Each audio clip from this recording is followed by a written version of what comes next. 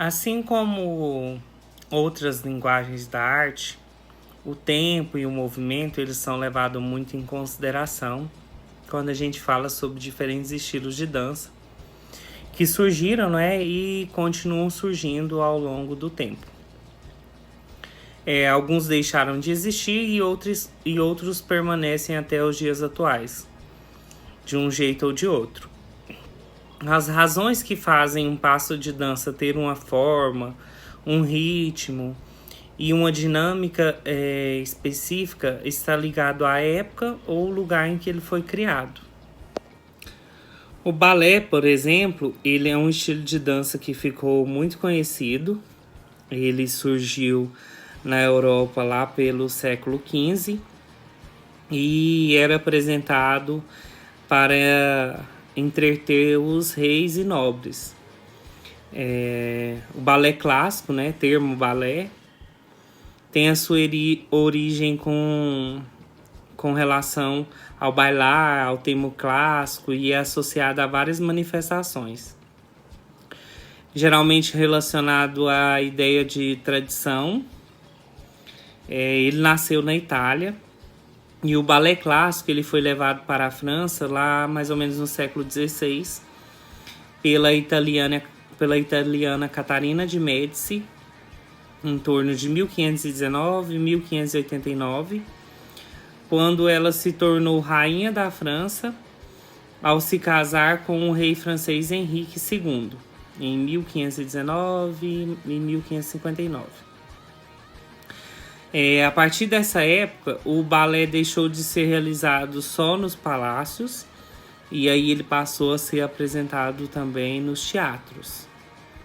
Se tornou parte importante lá da cultura tradicional europeia e o balé acabou se popularizando em vários lugares do mundo e ainda hoje é muito estudado e praticado, inclusive no Brasil.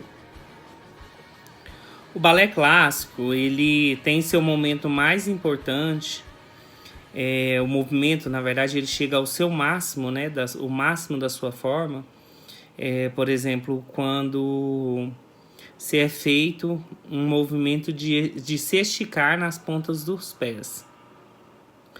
É considerado o momento mais importante, e quanto mais você estiver mais esticado, mais possível é considerado mais sofisticado.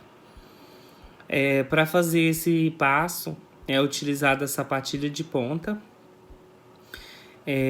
que faz com que as bailarinas se alonguem ainda mais através do seu corpo, utilizando os pés e as mãos, os braços.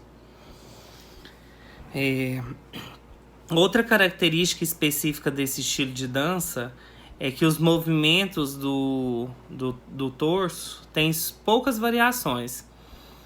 Na maioria do tempo, né? Tem poucas variações. Ele se mantém na posição vertical. As pernas e os braços são as partes que mais se movem. Os movimentos são geométricos e frontais.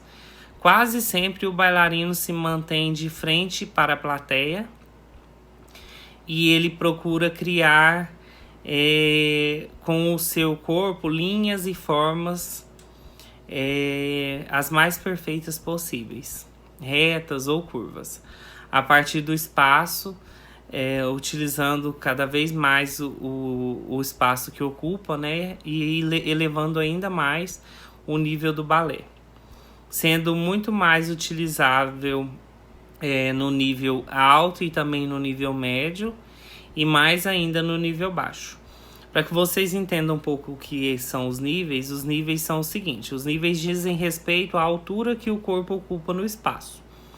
Por exemplo, no nível baixo ocorre quando a pessoa está deitada no chão. No nível médio ocorre quando a pessoa está agachada ou sentada. No nível alto ocorre quando a pessoa está em pé ou saltando. As características do balé clássico, combinadas a seu contexto de origem, contribuem para atribuir a esse estilo um aspecto geral de leveza e delicadeza nos gestos, relacionado à temática como histórias de princesas, aos contos de fadas, elementos tradicionalmente associados à feminilidade, o que faz com que, às vezes, ele seja entendido como uma dança apenas para meninas. Mas as figuras masculinas, elas são fundamentais para o desenvolvimento da dança. Os papéis tradicionalmente reservados aos bailarinos homens envolvem muitos saltos e giros, assim como sua presença é essencial para executar o Pas de Luxe,